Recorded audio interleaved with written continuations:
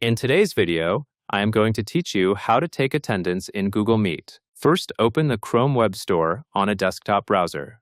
Once you are in the Chrome Web Store, use the search bar and look for an extension such as Google Meet Attendance List. Next, install the extension. After it installs, you may see a confirmation message, and the extension should become available for use when you are in a Google Meet session. Now that the extension is installed, you can either open or join your Google Meet call. Go to Google Meet, then start the meeting if you are the host, or join the meeting if you are a participant who needs to collect attendance. As soon as you enter the meeting, pay attention to what appears on your screen. As the meeting starts, the extension will typically track attendee presence based on those who joined during the session.